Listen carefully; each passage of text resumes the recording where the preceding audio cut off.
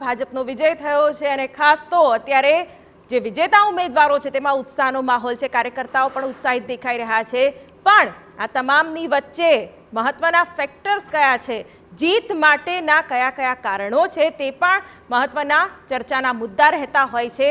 ખાસ તો સ્થાનિક સ્વરાજ્યની ચૂંટણીમાં ભાજપની સતત આગેકૂચ અને જે તમામ જે ફેક્ટર્સ છે તે અમે આપને ગ્રાફિક્સ થકી દર્શાવી રહ્યા છીએ, જેમાં ભાજપનો સતત આમાં વિજય થતો દેખાઈ રહ્યો છે અને સ્થાનિક સ્વરાજ્યના જે પરિણામો પણ સ્પષ્ટ થઈ રહ્યા છે તેમાં પણ ભાજપની લીડ છે।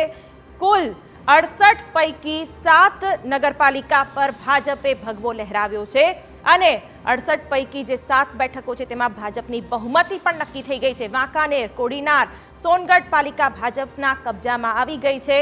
નગરપાલિકામાં ભાજપની પેનલો જીતી છે। જૂનાગઢ મનપામાં જોકે ભાજપને ક્યાંક મોટો સેટબેક પણ મળ્યો છે, મોટો ઉલટફેર થયો છે જૂનાગઢ મહાનગરપાલિકામાં, જેમાં મોટા ઉમેદવારોની હાર પણ થતી જોવા મળી રહી છે। પૂર્વ ડેપ્યુટી મેયર ગિરીશ કોટેચાના પુત્ર પાર્થ કોટેચાને હારનો સ્વાદ ચાખવો પડ્યો છે। જૂનાગઢ મહાનગરપાલિકા માટે આ એક મોટા ઝટકાભેર સમાચાર કહી શકાય ભાજપ માટે।